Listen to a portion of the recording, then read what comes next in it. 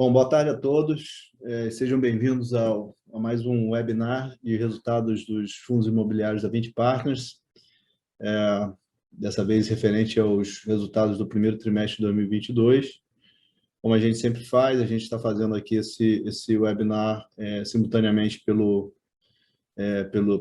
Zoom, para as pessoas que se cadastraram diretamente, também pelo YouTube.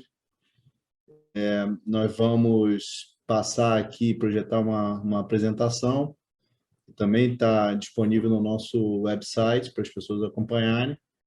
E, ao final, a gente vai fazer uma sessão aí de perguntas e respostas para as pessoas que estão aqui cadastradas pelo Zoom. Então, a gente vai começar com a apresentação. Por favor, João. Vou rapidamente fazer algumas novidades, algumas atualizações, né? Acho que, em primeiro lugar, vai dizer que a nossa família de fundos está crescendo e a nossa equipe também está crescendo e amadurecendo. Em função disso, a gente vai promover aí algumas mudanças, tanto na gestão dos fundos, quanto no próprio formato aqui desse webinar de resultados, né?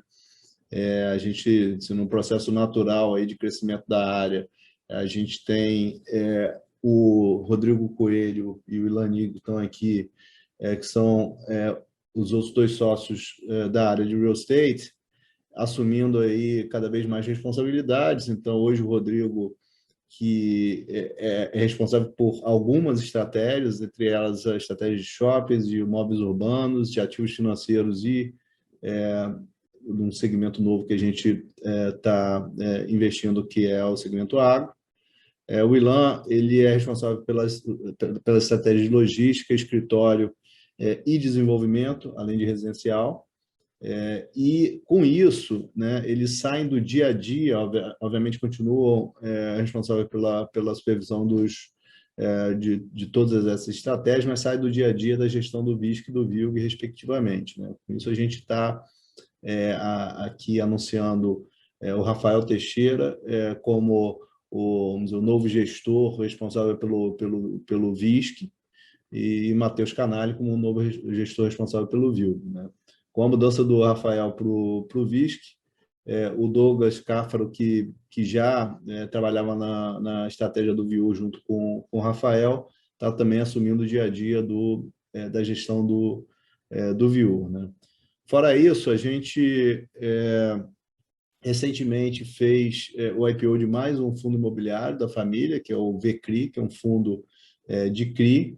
É mais uma parceria com a área de crédito da Vinci. A gente já tem essa parceria na gestão do VIF, e agora é um fundo, vamos dizer, puramente de CRI, que a gente acabou de fazer o IPO. E, com isso, a partir do próximo webinar, a gente vai ter a presença aqui também da equipe de crédito da Vinci. O Marcelo Almeida é o sócio da área de crédito, e o Gustavo Cortes é sócio responsável pela estratégia de crédito aqui na Vinci. Eles vão estar se juntando a nós a partir do próximo webinar para também dar o update do VCRI, que a gente acabou de fazer o IPO. E, além disso, a gente vai estar mudando o próprio formato desse webinar, dado que o volume de informação cresceu muito. Felizmente, o número de pessoas aqui envolvidas na gestão dos fundos também cresceu muito. Para a gente tornar esse webinar mais eficiente, mais interativo, o que a gente vai fazer é que cada gestor vai previamente gravar a sua sessão, né, e disponibilizar essa sessão nos nossos canais de RI, com uma descrição mais detalhada do resultado do fundo no trimestre, né? E nós vamos ter aqui no webinar apenas os principais highlights, destaques de cada um dos fundos, para a gente poder ter mais tempo para a sessão de perguntas e respostas. Então, essa é a principal mudança que a gente vai promover a partir do próximo webinar de resultados. Então, esse vai ser o último no formato em que a gente vai estar aqui ao vivo, passando cada um dos gestores responsáveis por cada um dos fundos os detalhes do resultado dos fundos no trimestre. Então, indo para os destaques do trimestre, eu acho que, como eu disse, a gente teve uma série de novidades nesse último trimestre. Acho que a principal delas foi o IPO do Vecri, né? A gente começou fez uma captação de quase 100 milhões de reais, num fundo que já existia, com capital seed da própria Vinci, né? O fundo já nasce com um pouco mais de 150 milhões de reais de patrimônio. Então, anunciamos no primeiro dia de trading desse fundo um rendimento de 15 centavos por cotas, né? A cota inicial do fundo foi R$ 10, então isso é um dividend yield aí de quase 16% ao ano, um dos mais altos dividend yields aí entre os fundos imobiliários. Então, o fundo já tinha um portfólio rodando e a gente espera poder alocar os recursos desse IPO, follow-on, vamos chamar assim, muito rapidamente, e tentar conseguir entregar esse nível de rendimento aí para os próximos meses, né? Mas o primeiro mês a gente já anunciou, então o fundo começou a negociar essa semana, então em menos de 15 dias aí o investidor já vai poder ter um rendimento para todos os investidores, inclusive os que entraram no IPO, esse rendimento de 15 centavos por cota, né? Acho que outro destaque do trimestre, sem dúvida nenhuma, a performance do VISC, né? O Rodrigo vai poder entrar em mais detalhes aí do resultado operacional, mas a gente tem visto aí, mês após mês, um desempenho muito bom dos shoppings. Resultado caixa crescendo mais de 17% no trimestre versus 2019, né? Um crescimento real aí de quase 5%. E a cada mês melhorando, né? Fevereiro foi melhor que janeiro e março foi melhor que fevereiro. Então, sem dúvida, é um grande destaque. Isso fez com que a gente pudesse acumular aí 56 centavos de resultado por cota, que a gente vai usar aí ao longo dos próximos meses para qualquer eventualidade, né? Mas a grande verdade é que a nossa visão e a nossa expectativa para o segmento de shoppings e para o desempenho do VISC é a melhor possível, né? Acho que outra coisa importante é que a gente concluiu a reestruturação do VIF, né? Como vocês sabem, o Luiz vai poder dar em maiores detalhes. Nós fizemos aí uma cisão do fundo, né? Onde os investidores profissionais puderam migrar para uma estrutura de multimercado, que para investidores que não tem um perfil onde o rendimento mensal não é a principal variável, que estão mais preocupados com uma estratégia de ganho de capital.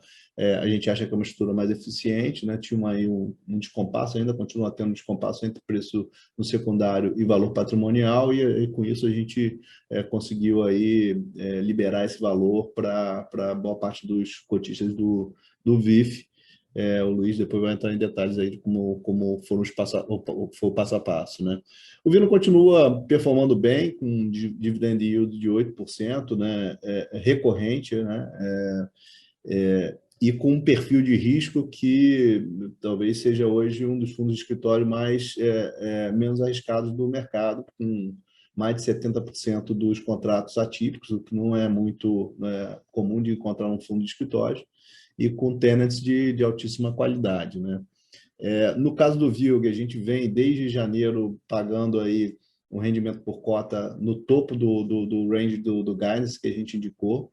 Então, estamos aí fazendo as contas para ver se a gente consegue, eventualmente, aumentar esse guidance para frente, né? Mesmo no caso do VISC, o Rodrigo vai comentar um pouco disso. E o VIU continua performando super bem, aí, é um dos dividend yields mais altos dos fundos de tijolo. Sobre a cota de fechamento de abril, estamos falando de um dividend yield anualizado aí de 12%, né? Então, o VIU continua performando muito bem em termos de rendimento. Esses são os principais destaques aí do trimestre. Eu vou passar a palavra para o Luiz aí para, em maiores detalhes, falar sobre o desempenho do VIF. Luiz. Obrigado, Leandro. Boa noite a todos. Bom, vamos lá. Sobre o VIF, aqui ó, os principais destaques desse trimestre, né? Primeiro, comentando aqui um pouco mais sobre a questão do processo de reestruturação que o Leandro comentou, a gente vai passar no próximo slide, mas, bom, a gente concluiu agora em abril e a partir do final do mês, agora 28/4, as cotas também já passaram a negociar em bolsa já pós-desdobramento de cotas, né, que também foi aprovado na Assembleia da Transformação do Fundo. Com isso, agora o fundo passou a negociar, né, com um valor diferente do que vinha, então acho que é uma coisa que fez um ajuste aí no valor da cota. No mês de abril, a gente distribuiu já nesse novo valor de cota, né, já após desdobramento, 6 centavos de rendimento, o que equivale a um dividend yield de acima de 10% sobre o valor da cota no fechamento de abril, e ao longo do primeiro trimestre, de janeiro a março, a gente distribuiu 66 centavos por mês na média, aí sim, antes do desdobramento. A rentabilidade do fundo continua boa, assim, somando já 4,5% acima do IFIX desde o IPO do fundo, e o patrimônio agora do fundo, que diminuiu em função desse evento, fechou o mês de abril com 73 milhões, e no secundário a cota do fundo negociava com desconto acima de 20% para o valor patrimonial. Passando para o próximo slide, comentando aqui um pouco do processo de reestruturação, a gente vem comentando nos nossos relatórios de gestão e também em comunicados, né, através dos nossos canais de RI, mas só dando uma visão geral, foi um processo que aconteceu no primeiro trimestre até abril ali, né, teve início em janeiro, o processo mesmo foi formalmente aprovado em assembleia no final de fevereiro. Os cotistas tiveram um mês aí para se manifestar, para a escolha das opções que gostariam de seguir, e o processo foi finalizado, implementado no dia 20 de abril, com essa divisão. Então, o VIF11, que é o fundo que continuou listado, ele continuou com 30% mais ou menos aqui do tamanho original, mas com quase 95% da base de cotistas, que é um número ainda bastante interessante. O VIF2, que é o fundo que vai ser liquidado, então ele ficou com 12% das cotas, e o multimercado destinado para investidores profissionais, ele ficou com quase 60% das cotas. E como eu comentei, no final de abril também, a gente realizou o desdobramento das cotas, passando a negociar sobre essa nova base no dia 28. A gente fica sempre à disposição aqui para esclarecer quaisquer dúvidas com relação a isso. Tá? Como de costume, a gente passa aqui também um pouco uma visão de cenário macro aqui de Brasil, e eu trouxe aqui um pouco de atualização sobre inflação e Selic, tá? E taxa de juros. Então, só alguns comentários rápidos aqui. A gente veio enxergando aqui uma pressão dessa inflação, a inflação corrente aqui mais de curto prazo, né, em função dos choques externos que a gente viu acontecer agora no início do ano. Então, só para ter uma ideia, né, a gente iniciou o ano com uma expectativa de inflação para 2022 na casa de 5%, e agora, já no final de abril, essa expectativa já era de quase 8%, né, que mostra um movimento bastante relevante. Ainda assim, aí já indo para o gráfico da direita, a gente parece estar passando pelo pico dessa inflação, tá? Nesse momento aqui a gente compara um pouco a expectativa aqui de inflação através de projeção Focus e também do nosso time macroeconômico aqui na 20, e a gente vê que o comportamento é bastante parecido, né? Apesar de um projetar um pico mais pontual, né? E o outro uma manutenção dessa inflação mais alta no mês a mês, e já em 2023 voltando para o intervalo aqui da meta de inflação. Isso aqui acabou sendo possível, né, passando para o próximo slide, pelo movimento que foi feito aqui de taxa de juros, né? Assim, eu acho que aqui o Banco Central do Brasil foi um dos primeiros a fazer esse movimento de aumento de taxa, o que fez com que a inflação ficasse um pouco mais ancorada nesse intervalo de meta, né? Então, assim, hoje a gente já também está chegando, na nossa visão, num patamar de topo aqui de juros, né? A gente agora nesse 12,75, podendo chegar, a gente imagina aqui um 13,25 na próxima reunião e de repente estabilizar. É uma taxa de juros ainda já bastante alta, né, que a gente olha pelo gráfico da direita, que comparado com a inflação esperada para 12 meses para frente, mostra uma taxa de juro real bastante relevante aqui para que a gente mantenha essa inflação ancorada na meta. O que pode indicar para a gente aqui já no início do ano que vem, um movimento de queda de taxa de juro e de, eventualmente, redução do juro real, que pode ser bastante interessante para a performance dos ativos onde a gente investe. Tá? Indo mais a fundo aqui no VIF, no período, foram alguns meses que a gente mexeu menos aqui na carteira do fundo, a gente preferiu de forma mais conservadora, em função até do processo de transformação do fundo, segurar um pouco mais as nossas posições. A gente viu aqui só um pequeno aumento na alocação em fundos de CRI, chegando a quase 10% do fundo, e o PL, o percentual do fundo em caixa se manteve mais ou menos aqui em 6% durante o período todo.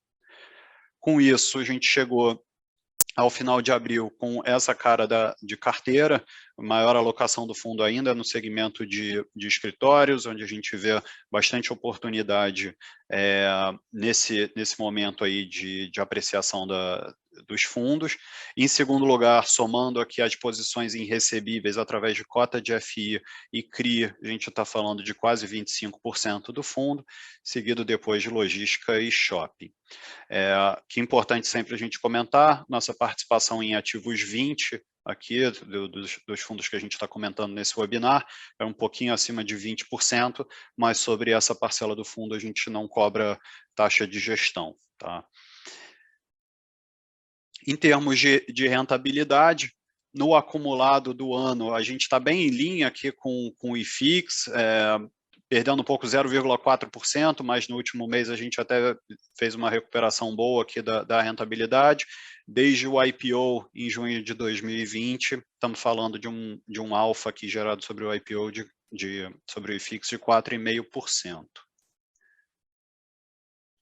Com relação à cota mercado do fundo comparado com a patrimonial, né, que é uma informação que a gente disponibiliza há bastante tempo já no nosso site, até em função do processo de transformação, a gente viu um fechamento interessante desse gap. Tá? Aqui a gente até marca no gráfico o ponto aqui mais ou menos da aprovação desse evento em assembleia. Nesse momento, a gente ficou com menos de 10% de desconto para a cota. Depois do evento, agora a gente voltou a ter um desconto um pouco maior, voltou aqui para o patamar de 20% e encerrou aqui o último mês com um patamar de 21% de desconto para a cota patrimonial. Já na nova base, né, que a gente está mostrando aqui. E em termos de resultado do primeiro trimestre, como eu tinha comentado, a gente distribuiu 0,66 centavos em todos os meses aqui do primeiro TRI. Esses números por cota estão pré o desdobramento de cotas, mas em termos de geração de resultado, a gente ficou até um pouco acima. Então, geramos no total R$ 2,02 contra uma distribuição total de R$ 1,98, de forma que a gente até acumulou um pouco mais de resultado, chegando aqui ao final do primeiro trimestre com 16 centavos por cota de resultado acumulado. Agora eu vou passar a palavra para o Rafael, que vai comentar sobre o VIU. Obrigado, Luiz.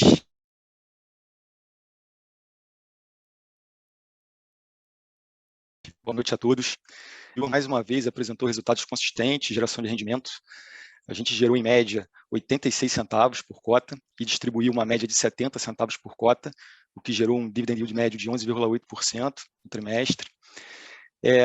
Isso fez com que a gente acumulasse ainda mais resultado para o fundo, né? O fundo hoje já tem 73 centavos de resultado acumulado, o que equivale a praticamente um mês, um pouco mais de um mês de rendimento, e nos permitiu, né, no último mês, em abril, distribuir 100% do rendimento gerado, a gente fez uma distribuição de 76 centavos por cota, equivalente a um yield de 12,4% sobre a cota de fechamento do mês.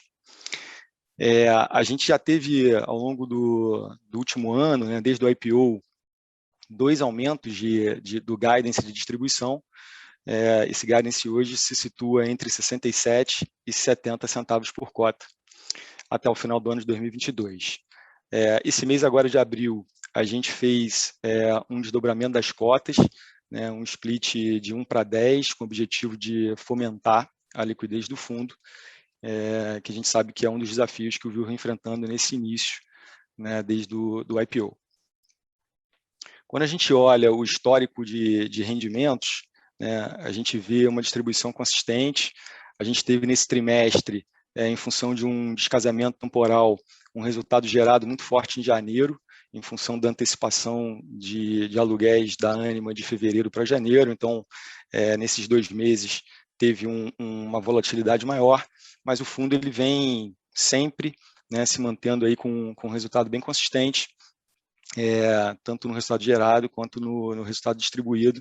E, como eu comentei, né, no último mês, a gente distribuindo um patamar de 76 centavos até acima do nosso guidance e mantendo esse resultado acumulado de 73 centavos. Desde do IPO, né, como eu comentei também, a gente fez 2 aumentos já do guidance, e a nossa expectativa é que a gente mantenha até o final do ano esse patamar, independente desse resultado acumulado, que garante uma previsibilidade, né, e uma segurança maior para a gente manter essa distribuição para os próximos meses. E se a gente comparar, né, o resultado distribuído com a expectativa no IPO, a gente, com esses 2 aumentos, a gente vem distribuindo um rendimento 9% acima do que era projetado no momento do IPO do fundo. A gente não teve mudança no portfólio, né, desde o IPO em maio. A gente mantém uma diversificação em 3 estados, Rio Grande do Sul, São Paulo e Maranhão, também diversificado em 3 segmentos, foco estratégicos para o fundo, né, saúde, varejo e educação. Uma concentração bastante grande de contratos atípicos, 92% da receita atrelados a contratos atípicos, que também, né, explica um pouco a previsibilidade e a segurança do fundo, e distribuído em locatários de bom rating de crédito, né, e com imóveis que são imóveis estratégicos para cada um deles, o que também é importante para a segurança aí do portfólio. Além disso, né, a gente tem um prazo médio de contrato longo, 9 anos e meio, 2/3 da nossa receita tem vencimento superior a 2033, né, contratos de longo prazo. A gente tem uma concentração dos reajustes dos contratos no meio do ano, né, que bate com o mês do IPO do fundo. Então, para os próximos meses, a gente vai ter os reajustes, né, em função do índice de correção, que hoje está 100% concentrado em IPCA. A evolução de aluguel próprio, já com reajuste que já foi feito esse ano em um dos contratos, subiu de R$ 23,9 por metro quadrado para 24,6. O fundo mantém, desde o seu início, 100% a taxa de ocupação, né, e 0% de inadimplência, o que é explicado, né, pela boa parceria e bom risco de crédito dos nossos locatários. Quando a gente olha o cenário de caixa, a gente tem um cenário confortável para o fundo, né, para os próximos 2 anos, a gente tem um cenário confortável de caixa. A gente tem hoje praticamente 33 milhões, né, em aplicações de liquidez imediata, uma pequena parcela em fundos imobiliários. A gente tem obrigações para esse ano de 12 milhões, entre o pagamento de uma parcela da Facamp, que está condicionada a um item de diligência, e também já o início da amortização da dívida com a Ânima. Então, a gente deve fechar o ano com caixa líquido positivo de 20 milhões, 21 milhões, né, o que garante um cenário confortável para 2023. E, por fim, olhando o resultado do trimestre, a gente entrou o ano com 25 centavos de resultado acumulado, né? Como eu expliquei, em janeiro a gente teve um resultado muito forte em função da antecipação dos aluguéis, né? Fez com que a gente acumulasse bastante resultado, compensado em fevereiro. Fechamos o trimestre com 86 centavos de resultado gerado, 70 centavos de resultado distribuído, e um acumulado que subiu de 25 do início do ano para 72 centavos no trimestre. Agora eu passo a palavra para a Érica, falar um pouco sobre os resultados do Vino nesse primeiro trimestre. Obrigada e boa noite a todo mundo. Nesse último trimestre, né, a gente está destacando aqui um pouco o nosso repasse de aluguéis, que eu acho que tem sido uma característica forte no momento no qual o mercado como um todo talvez não esteja refletindo isso. Então, a gente teve aí uma apreciação de 10% no valor dos nossos contratos típicos, enquanto as mesmas regiões, né, comparáveis tiveram um crescimento de apenas 1%. A gente está mantendo aí um dividend yield anualizado de 8,5%. A gente distribuiu 34 centavos por cota nos 3 primeiros meses desse trimestre e vem seguindo com esse valor. E a gente está com uma performance, acho que muito sólida, né? Como o Leandro comentou agora no início, a gente tem um portfólio com bastante contratos atípicos, uma ocupação de 96%, bastante estável. Então, eu vou passar um pouquinho por esses detalhes aqui rapidamente. Pode passar aí. Então, aqui só relembrando um pouco essa visão geral do nosso portfólio, nós temos um total de 10 ativos, sendo quase 70% da nossa receita do portfólio em São Paulo, uma grande diversificação não só dos ativos individualmente, mas também das sub-regiões em São Paulo, no qual nossos ativos estão. Então, a gente tem Pinheiros, a gente tem Jardins, Vila Madalena, Chucre, Paulista, a gente está realmente bastante diversificado. 71% da nossa receita são de contratos atípicos, e o nosso maior contrato típico representa menos de 6% da nossa receita total. E são contratos também bastante longos, a gente tem um prazo médio aí de 9,1%. E atualmente a gente tem 14% de receita aí atrelado ao IGPM, o restante atrelado ao IPCA. Acho que pode seguir aqui. Então, aqui a gente traz um pouquinho justamente essa visão dos nossos indicadores operacionais, né? O nosso aluguel médio, há 12 meses atrás, ele era de R$80 o metro quadrado, então ele estava aí aproximadamente 25% abaixo do aluguel médio de mercado, e a gente vem conseguindo repassar a inflação. Então a gente hoje já tem um aluguel médio de R$92 o metro quadrado.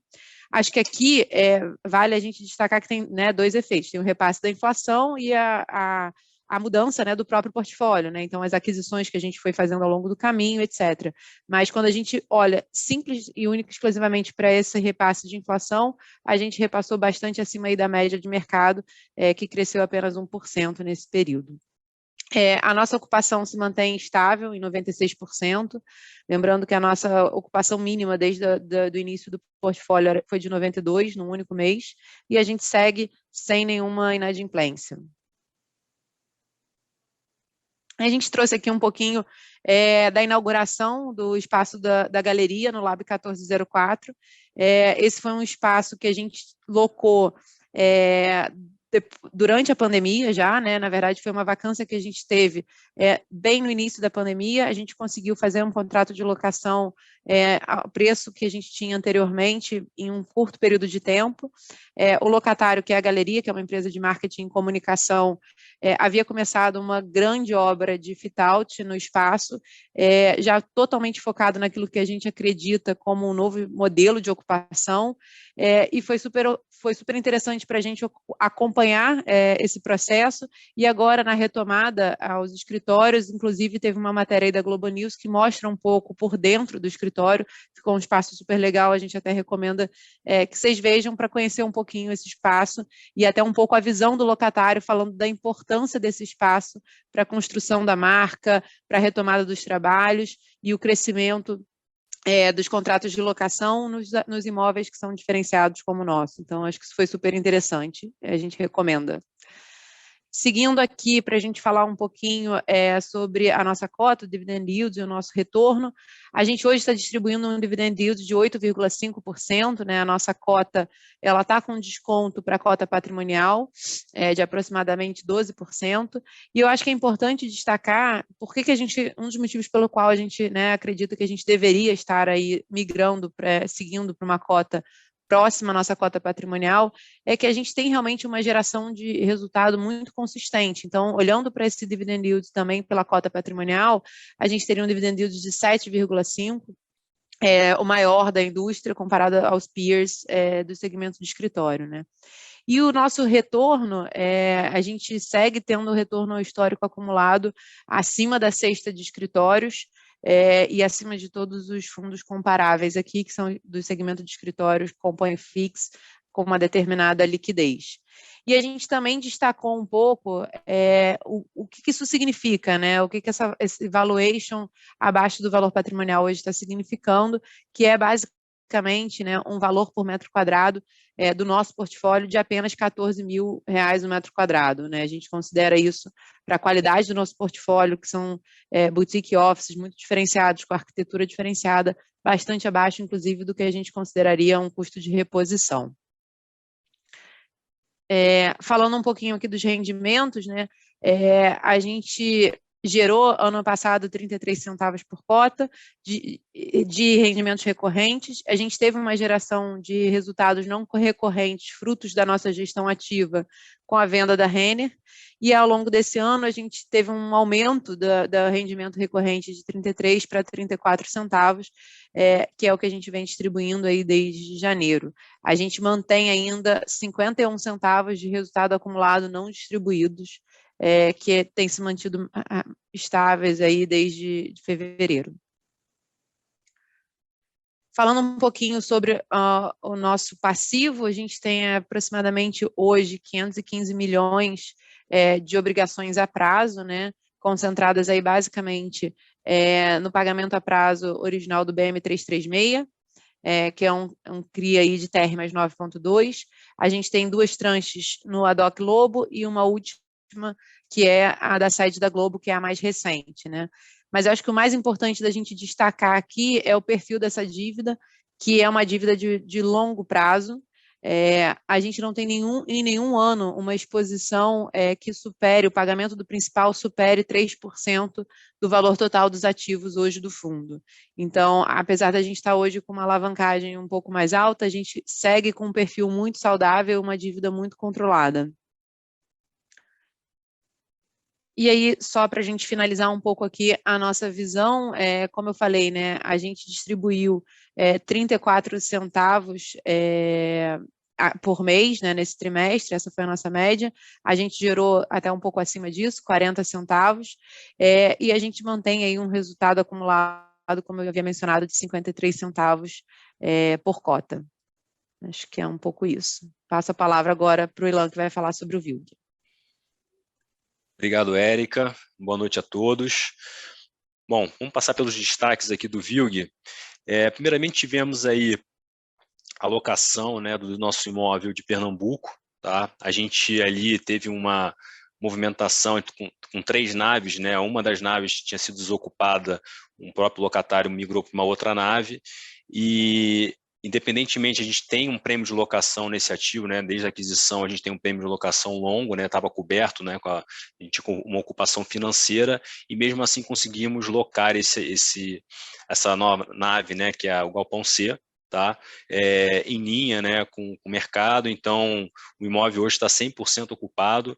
A gente tem tido demanda nesse imóvel, então acho que é uma localização bem estratégica que a gente adquiriu para o fundo, tá?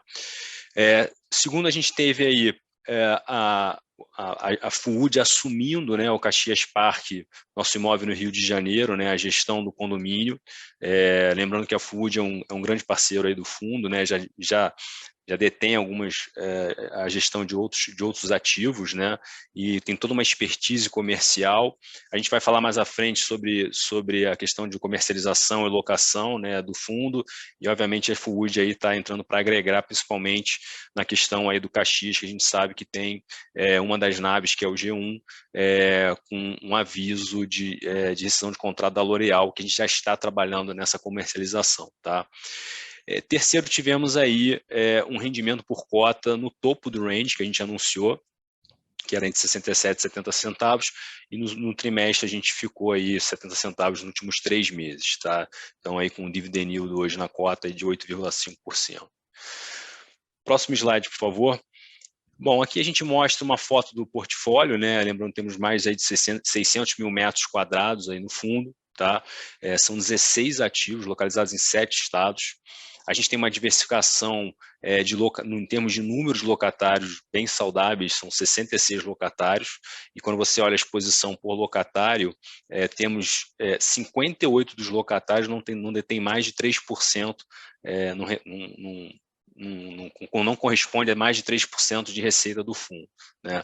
E temos grandes nomes aqui, né? Temos Tok-Stock, Ambev, Privalha, Whirlpool, que é Brastemp, que ocupa o nosso imóvel de Serra, em Espírito Santo, Mercado Livre, localizado em Belém, DHL, Track and Field em Osasco, e dentre outros, tá? Que acho que reforça aí a diversificação do nosso portfólio. Além disso, né, a gente tem hoje uma ocupação financeira de 100%, com um prazo médio aí, duration na carteira de 3,5 anos, e uma exposição por segmentos, né, que acho que o principal aqui é o e-commerce, né, que nasceu o fundo com o principal pilar com essa exposição de e-commerce, que foram bem seguros durante a pandemia, né? A gente teve uma defesa boa aí, não só com e-commerce, mas com transporte, logística, alimentos e bebidas. Então, acho que o fundo está com um portfólio bem sólido nesse sentido, tá? Próximo slide, por favor. Aqui a gente dá um update em relação ao Castelo Business Park, que é um imóvel aqui em São Paulo. Lembrando que aqui foi um desenvolvimento junto da Fuwood, onde o fundo detém 80% de participação, a Fuwood com 20%. Aqui é um imóvel de quase 61 mil metros quadrados, que a gente foi aportando, né, ao longo da construção, que está prevista a conclusão da construção para outubro deste ano. Tá? E lembrando que não só a gente tem um cap rate de 8,5, né, com prêmio de locação desde o início, mas também após o habite temos aí 24 meses garantidos aí para esse ativo, que é o prazo que a gente entende que é um prazo bastante confortável aí para a gente locar 100% o imóvel. A gente tem algumas fotos aí de como está andando a obra, então está tudo conforme projetado. Esse imóvel, então, no gráfico da esquerda, a gente viu que ele foi aumentando o rendimento por cota do fundo, né? Já conseguimos aí incrementar 5 centavos, temos aí mais 1 centavo para incrementar, que a gente vai fazer os aportes finais aí para a obra, tá? Próximo slide, por favor. Bom, aqui a gente traz um resumo dos indicadores operacionais, né? Como a gente já falou, o duration no fundo, né? O fundo hoje tem uma diversificação entre contratos atípicos e típicos, né? Ele está mais concentrado hoje em contratos típicos, o que gera até a oportunidade de você capturar o aumento, né, de aluguel no mercado, tá? Com 3,5 anos aí de duration. Com relação aos vencimentos, né? Acho que a gente tem aí, em 2022, basicamente 2 contratos que representam quase 10, 11% dos vencimentos para esse ano, sendo que desses 10%, 6% é um contrato que detém um prêmio de locação por mais 12 meses. Tá? Então, caso o locatário não renove, que a gente entende que tudo indica que vai renovar, e a gente, obviamente, já trabalha essa negociação antecipadamente, né? A gente ainda tem esse prêmio de locação. Dentro desses 12% está aqui a L'Oréal, que à direita, olhando nessa foto, né, o Caxias, está dentro do Caxias Park, nesse galpão G1. Tá? E aqui justamente foi o movimento que a gente fez de trazer a Fuwood para a gestão condominial desse ativo, né, com toda a expertise, toda a inteligência de mercado, né, a gente está colocando novas placas, já fazendo toda a parte de contatos, né, com os corretores, né, então a gente está bem, acho que está bem confiante aí até pela característica do ativo, é um ativo que tem cross-docking, bem em linha com o que a demanda do mercado hoje está buscando. Então, a gente está trabalhando já nessa comercialização. Tá? Lembrando que esse ativo, como eu falei, representa aproximadamente 5 centavos, né? São mais ou menos 5% aí do fundo, que eu acho que isso reforça também quando você tem um fundo bem diversificado, o tamanho que é o VILG hoje, com o número de ativos, né, que a gente tem. Acho que isso traz uma força para você até poder, num momento como esse, poder comercializar com calma. Tá? Como eu falei, a ocupação do fundo, média, a gente tem aí ocupação financeira, vem quase 100% desde o início aí do fundo, ocupação financeira, uma inadimplência também bem controlada. E com relação ao Parque Logístico Pernambuco, a gente teve aí, como eu falei também, já a alocação da nave C, e o MOV hoje está 100% locado, apesar de ter aí um prêmio de locação que também traz uma segurança, que acho que é um outro ponto que é importante nas estruturações, nas aquisições que a gente faz, quando a gente vê alguma questão, a gente traz essas seguranças, essas garantias para o M&A. Tá? Próximo slide, por favor. Bom, aqui é um gráfico em relação ao rendimento, né? Como a gente mencionou, a gente vinha de um range menor, né?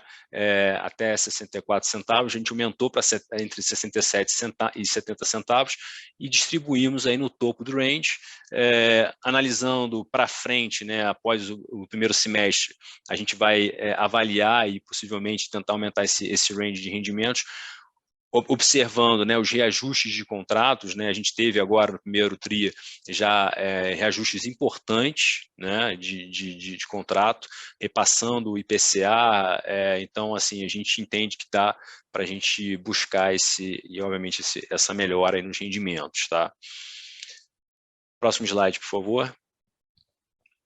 Aqui também, em relação à performance, né, a rentabilidade da cota, a gente tem aqui o VILG hoje está com um desconto em relação ao seu valor patrimonial, né, a cota mercado. Né, isso, quando você olha em termos de metro quadrado, você consegue observar que não só em relação à média dos peers, né, dos principais fundos que se comparam aí ao VILG, ele está abaixo, né? E também quando você olha a métrica de custo de reposição, que hoje eu diria que está bem abaixo, né? Você tem um custo de reposição chegando na beira aí de R$3.200 o metro quadrado, então o VILG acho que está com um preço bem interessante nesse sentido. Né? Quando você olha também a rentabilidade da cota desde o início do IPO, o fundo vem performando super bem, né? Superando aí FIX, superando o IBOV. Então, acho que aqui mostra a oportunidade em relação ao fundo. Tá? Próximo slide, por favor. E aqui é um panorama do caixa, né? A gente tem um caixa também confortável para os próximos 2, 3 anos, aí, né? Com 67 milhões aí de caixa. Temos aí três dívidas aí no fundo, uma que é o Fernão Dias Business Park e o Privalha desde o início, né? Depois tivemos o Alianza Benlane e o Castelo 57 Business Park foi recentemente que a gente fez. Mesmo assim, o fundo hoje possui um loan to value, a gente considera baixo, né, 14%, tá? E um fluxo de caixa bem controlado aí para frente em relação às amortizações. Tá? Próximo slide, por favor. E por fim, temos aí o resumo dos resultados, né? Tivemos aí no primeiro TRI R$2,19, e a gente está com a gente acabou acumulando aí nesse trimestre aí 13 centavos por cota. Bom, acho que é isso. Eu passo a palavra agora para o Rodrigo Coelho, que vai falar sobre o VISC. Obrigado, Elan. Olá a todos. O VISC nesse trimestre teve um resultado realmente bastante consistente. Quando a gente olha não só o trimestre, mas estendendo também a abril, o fundo gerou 77 centavos de resultado na média dos meses e distribuiu 69 centavos por cota. Isso fez com que o fundo acumulasse um resultado por cota de 56 centavos e também nos faz repensar nessa estimativa de distribuição de rendimentos, que atualmente a gente anunciou como entre 65 centavos e 70, que é válida até dezembro de 2022, mas diante dos resultados que estão vindo muito positivos nesse início de ano, a gente está revisando e deve apresentar aí no relatório mensal, no próximo relatório mensal, essa nova estimativa de rendimento. No último mês, inclusive, a gente já distribuiu aí no topo desse range que a gente havia estimado de 70 centavos por cota. Em relação aos resultados dos ativos, né, os resultados vêm vindo bastante fortes e crescentes a cada mês. O NOI caixa por metro quadrado ele teve um crescimento de praticamente aí 18% em relação ao que foi o mesmo período em 2019. Acho que é importante mencionar, né, que como você tem uma sazonalidade no mercado de shoppings, a comparação normalmente que a gente faz é sempre em relação ao mesmo período do ano anterior, mas pelo fato de a gente ter tido a pandemia em 2020 e 2021, a gente está comparando com 2019 no período pré-pandemia, que é uma comparação mais legítima. E em relação às vendas, também vem mostrando tendência de crescimento a cada mês, e nesse último mês de março, as vendas foram positivas em 5,8% quando a gente compara com março de 2019. Em relação aos rendimentos, o fundo veio gerando resultados superiores aos rendimentos distribuídos em praticamente todos os meses. Isso fez com que o fundo tenha gerado mais de 11% em relação aos rendimentos que foram distribuídos, e como eu mencionei, esse movimento tem feito a gente rever os rendimentos, a estimativa de distribuição de rendimentos que está vigente hoje no momento. Esses gráficos de abaixo, né, mostram bastante, ou melhor, essas informações abaixo mostram exatamente a informação que eu vim falando, que é o crescimento mensal ao longo desse ano de 2022. Né? Então, quando você olha a barra em cinza, representa os números do trimestre consolidado, e quando você olha as barras em azul, elas representam o mês de março, sempre na comparação com o mês, com os mesmos períodos, na verdade, de 2019. Então, pegando o exemplo aqui do fluxo de veículos, a gente teve aqui no trimestre a média 80%, em relação, ou seja, uma queda de quase 20% em relação a 2019, mas no último mês ele já foi melhor do que essa média, então ele veio melhorando ao longo do mês de março. A mesma coisa aconteceu com vendas, aconteceu com o NOI. Então, essa performance, né, que veio crescente ao longo do mês de 2022, ele é fruto naturalmente de uma melhora do cenário da pandemia, lembrando que em janeiro a gente ainda teve um pouco do efeito da Ômicron, mas eu acho que é importante destacar, primeiro, que as vendas já se tornaram positivas, já no mês de fevereiro a gente já tinha visto uma venda positiva em relação a 2019, no mês de março quase 6% superior ao período igual ali em 2019, e o NOI caixa, né, que é o resultado gerado pelos ativos na forma de caixa, ele já veio muito forte no trimestre, quase 18% de crescimento na média do trimestre, e no mês de março ainda foi mais forte ainda, quase 27% de crescimento.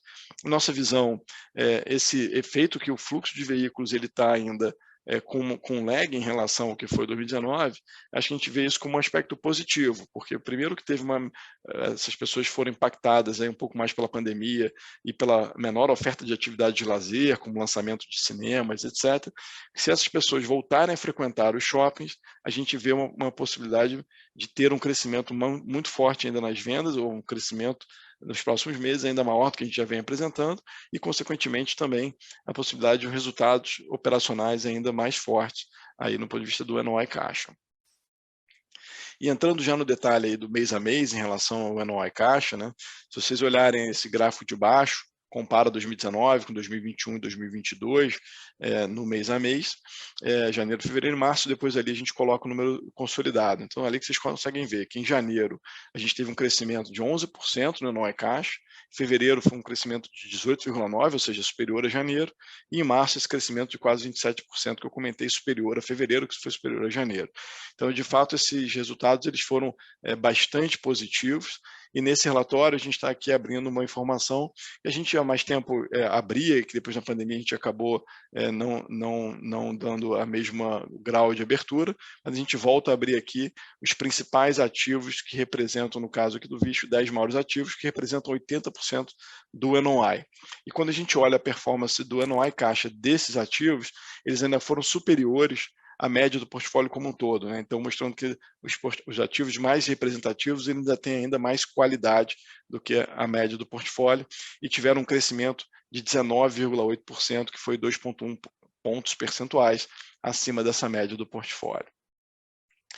A mesma coisa acontece com as vendas, né? Quando vocês olham ali o gráfico embaixo, a venda em janeiro, muito impactada ainda pelo efeito da Omicron, teve uma queda de quase 10% em janeiro, depois já em fevereiro a gente já foi para o campo positivo com um crescimento de 1,1%, e em março aquele crescimento de 5,8% que eu já havia adiantado.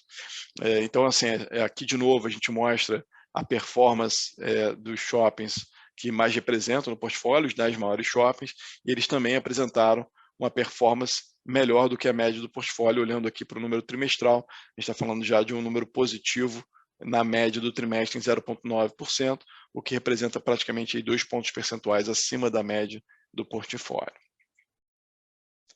A taxa de ocupação, ela se mantém, eu diria que praticamente estável ao longo dos últimos meses, e um patamar aí de 0,5 ponto percentual acima do que ela estava no mesmo mês de 2021. Aqui acho que é um efeito que tem normalmente, e é comum que aconteça nesse tipo de coisa, você primeiro tem a volta do fluxo das pessoas, depois você tem a venda, depois você tem o resultado, e a taxa de ocupação é um movimento que vem na sequência, e melhorando essa taxa de ocupação, naturalmente é uma outra fonte potencial de aumento de resultados do fundo mais para frente. Essa análise que a gente traz aqui nesse slide é bastante interessante e fala bastante sobre como é que a gente atua dentro da nossa estratégia, né? A gente fez, vocês devem lembrar, para quem acompanha o fundo, em setembro do ano passado, a 7ª emissão de cotas, onde a gente adquiriu um portfólio de shoppings que é administrado pela Ancar Ivanhoe. Essa transação ela trouxe diversos benefícios para o VISC, desde uma maior diversificação de portfólio, adição de um primeiro ativo no Centro-Oeste e a parceria com uma das maiores administradoras de shoppings do país.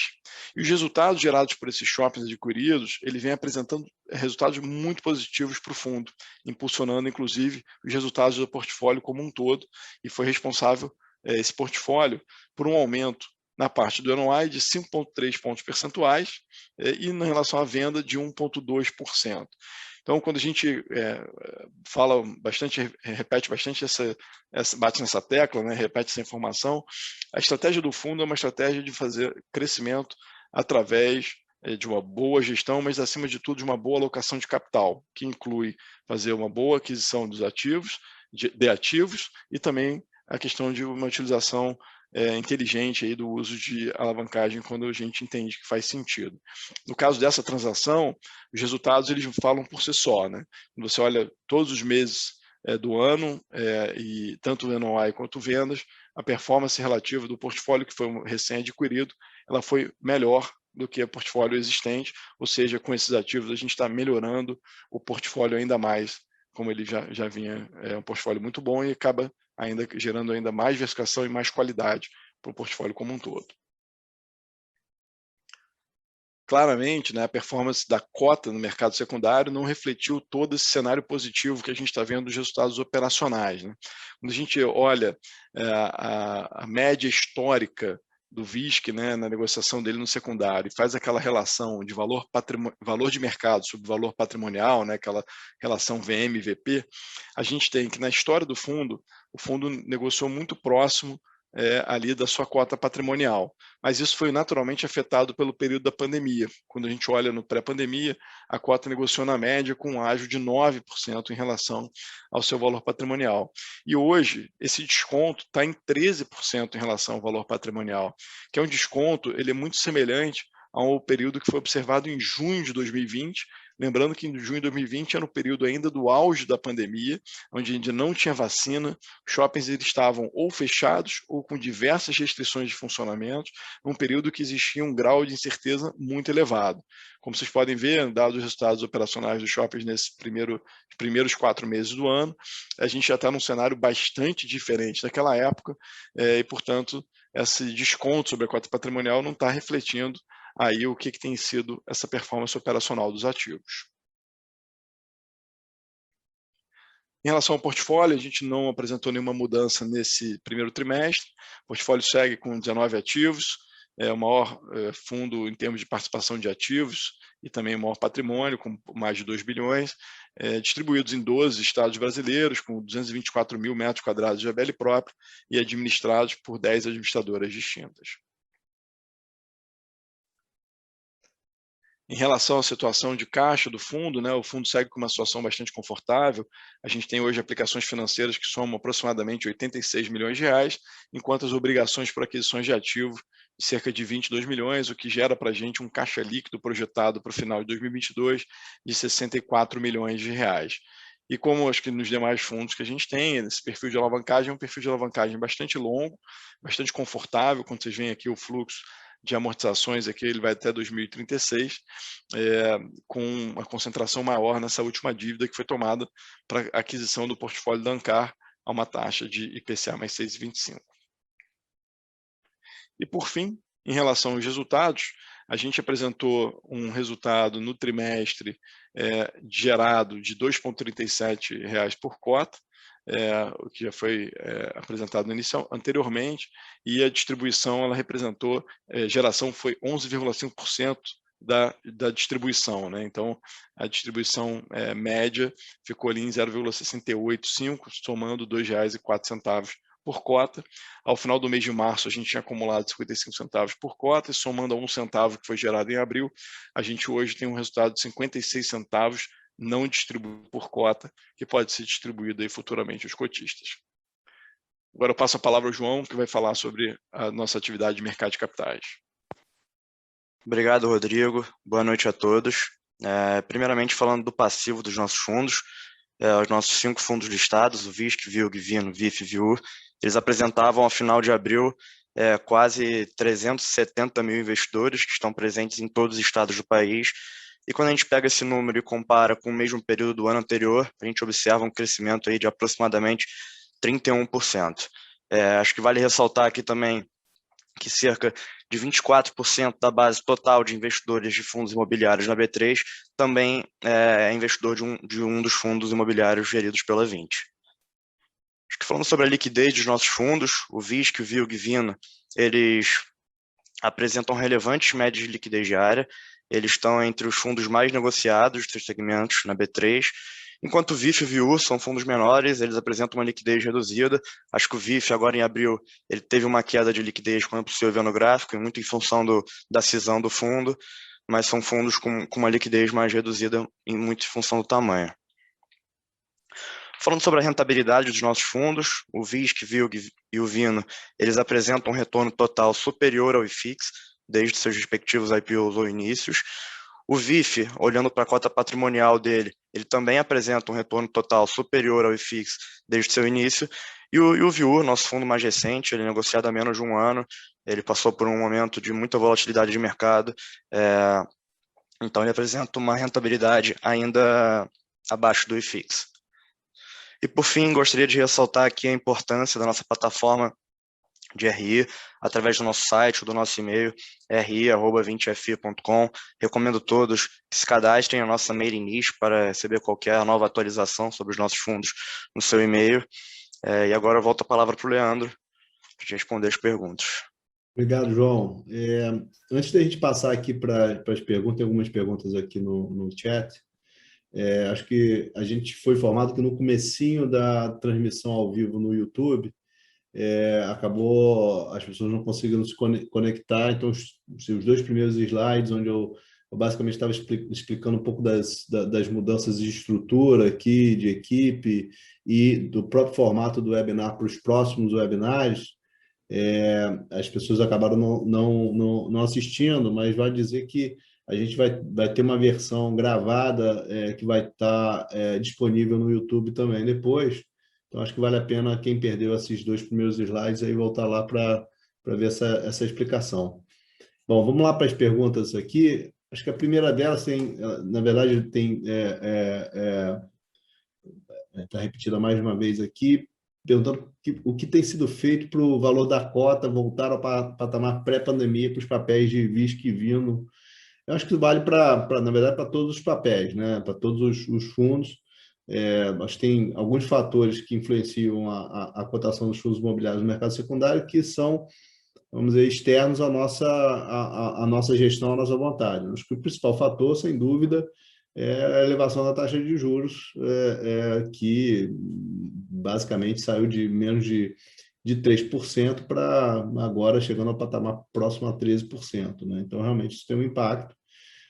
O que a gente pode fazer e continua fazendo trabalhar para entregar os melhores resultados possíveis nos fundos, e como vocês viram aí pela apresentação, essa parte a gente tem feito.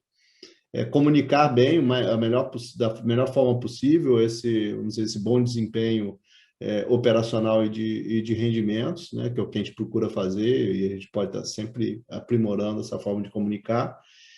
E algumas medidas pontuais, quando a gente enxerga que, eventualmente, o fundo está com uma liquidez abaixo do ideal, como a gente fez agora, tanto com o VIF quanto com o VIU, onde a gente fez um split das cotas para que o valor da cota fosse reduzido de 10 para 1, para que, com isso, a gente pudesse atrair um número de investidores aí de varejo ainda maior e, com isso, consequentemente, melhorar a liquidez, né? Então, isso é o que a gente procura fazer, o que a gente tem feito, mas tem vários fatores que realmente são alheios à nossa vontade, né? Fatores macro que a gente não tem como impactar, que, na verdade, impactam a indústria como um todo, né? A maior parte dos fundos de tijolo, né, vamos chamar assim, estão com um desempenho de cota no secundário abaixo dos níveis pré-pandemia. Aí tem uma pergunta para o Vilg aqui. Um dos últimos ativos adquiridos pelo fundo foi o Porto Canoa Log. A pergunta é o que motivou a aquisição do ativo e o que vocês estão vislumbrando para o médio e longo prazo para o segmento de logística no Espírito Santo. Eu vejo poucos fundos atuando nesse estado em específico. Ilan, quer comentar aqui? Claro, vamos lá. Bom, primeiramente, a gente tem, obviamente, os pilares de estratégia do fundo, aqui, com todos os nossos fundos aqui, né? O VILG também tem seus pilares, né? A gente busca essa diversificação de mercados, né? E qualidade dos ativos, olhando a questão dos condomínios logísticos, né? Isso são os pilares, e, obviamente, a exposição ao e-commerce, né? Espírito Santo, né? E acho que outros estados também, falando de e-commerce, a gente teve uma mudança na dinâmica do mercado de galpões, né? Antigamente, o mercado era muito focado aqui no Brasil, olhando principalmente Rio de Janeiro e São Paulo, né, para a questão de consumo, né? E com esse crescimento do e-commerce, que é um segmento que já vem crescendo nos últimos 10 anos, em torno de média de 20% ao ano, sendo que nos últimos 2 anos tivemos aí um destaque para quase 40% em 2020 e 27% em 2021. Tá? Mudou essa dinâmica, porque por questão das populações dos outros estados consumindo e querendo receber suas mercadorias, né, tão rápido como se recebia ou se recebe aqui em São Paulo, no Rio de Janeiro. Com isso, você começou a ter oportunidades de outros estados, não só Espírito Santo, né? Espírito Santo é um mercado que até durante um tempo, né, o mercado do Rio estava até sofrendo e começou até a absorver as demandas das empresas que queriam ir para o Rio de Janeiro, porque você consegue atender o Sudeste, tá? Então a gente já estava estudando essa região. É um mercado que tem bons ativos, apesar que o nosso ativo, eu acredito que é um dos melhores, né? O ativo mais novo ali que a gente ficou recentemente pronto, né? Ele ficou pronto no ano passado, tá? É um ativo padrão AAA, com todas as características, especificações que um imóvel de São Paulo tem, ou até melhor, e temos excelentes locatários que estão totalmente em linha com a nossa estratégia. Como eu falei, a gente tem ali o Whirlpool, que faz e-commerce, temos Boticário, Fast Shop, então assim, o imóvel está 100% ocupado, a gente tem demanda não só interna no condomínio, mas também externo. Então, a gente está bem satisfeito com essa aquisição e acho que foi totalmente em linha com a estratégia do fundo. Perfeito, Ilan. Seguindo aí com você, tem uma pergunta sobre as perspectivas de manutenção aí da renda distribuída no Vivo, mesmo com a futura desocupação do L'Oréal, que representa 6% da receita de aluguel. Além disso, como tem sido o processo de reajuste dos contratos, né? O fundo tem conseguido repassar a inflação. Abril foi um volume de 18% de aniversário, né? De renegociação. Perfeito. Bom, vamos lá, né? Assim, a gente tem essa questão da L'Oréal, né, que foi um aviso prévio até longo, né, de 12 meses, que acho que isso é uma característica importante, né, quando você vai fazer os contratos, a gente sempre busca ter esse tipo de, não só de multa, mas você ter também esse mecanismo de aviso prévio, para você poder ter esse pulmão, se programar, né, com uma possível desocupação. Tá? No caso da L'Oréal, acho que tem alguns pontos aqui, né? Como eu falei anteriormente, você tem, né, a própria pergunta menciona a questão dos 6%, né, do fundo, né? A gente está falando de uma área de 38 mil metros quadrados, né? Então, acho que aqui a robustez do portfólio, o tamanho do fundo influencia bastante, né? Dá uma segurança para a gente em relação a poder, com calma, né, utilizando esse aviso prévio, comercializar essa área. Tá? E a gente tem, mesmo se você não conseguir renovar, ocupar essa área 100% no início, temos que lembrar aqui que a gente também tem os reajustes, né, como a gente vai falar aqui, dos outros contratos. Então, os rendimentos, né, a gente passando os reajustes dos demais contratos, o rendimento, como também tem o caso do Castelo 57, que a gente falou aqui também no webinar, você vai aumentando a receita do fundo, né, que vai cobrindo esse gap. Mas a gente está bem confiante em relação a essa ocupação, a gente acha que o ativo, que também é um ponto importante, né? Acho que ninguém está imune, né, a ter uma desocupação no seu galpão, em qualquer fundo, por isso que a gente preza muito a questão do real estate, né, do ativo. A gente sempre acreditou nesse ativo, e essa nave especificamente, ela tem todas as características que o mercado está demandando hoje em dia. Então, eu acho que a gente vai conseguir superar com essa questão. Em relação aos reajustes, a gente tem repassado sim. Tá? Esse trimestre tivemos aí um reajuste importante, né, que foi um dos nossos ativos aí representa quase 14%, uma colocada representa quase 14% dentro desses 18 aí, e a gente passou o reajuste full, né? Então acho que a gente está indo super bem em relação aos reajustes, e com isso justamente justifica o que eu falei de você também ter esse incremento de receita para compensar possivelmente se você tiver uma eventual vacância. Obrigado, Ilan. João, o Rafael Pazos fez um comentário aqui que é uma prática comum de outras casas fazer comparativos entre a performance do fundo e outros da mesma classe, não apenas contra o IFIX, né? Por que a 20 não faz normalmente? O Rafael tem toda a razão, a gente até fez aqui hoje uma comparação no caso do Bino, mas não é padrão em todas as outras estratégias. Então,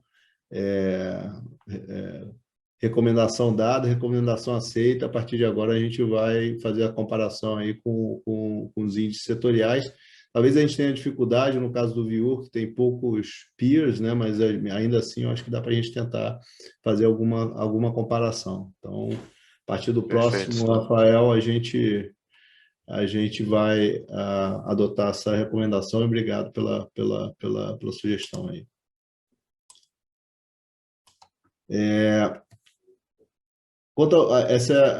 Rodrigo, quanto ao caixa do VISC, pode ser utilizado, o quanto do caixa do VISC pode ser utilizado para amortização de dívida e quanto é retenção de lucros passados?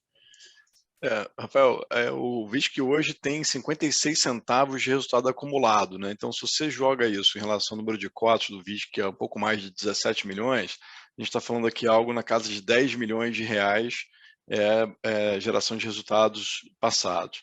E hoje o caixa do VISC, ou melhor, ao final de abril, como a gente apresentou aqui no resultado, o VISC tinha 85 milhões de reais de aplicações financeiras. Então, se a gente distribuísse todo o resultado acumulado de uma vez, sobraria ainda 75 milhões de caixa disponível, que pode ser utilizado para amortização de dívida ou também para fazer algum tipo de investimento, uma compra de uma participação, algum investimento no shopping, ou dar qualquer outra finalidade a ela. Perfeito. Essa pergunta aqui diz respeito à dinâmica de recebimento de dinheiro enquanto estão construindo.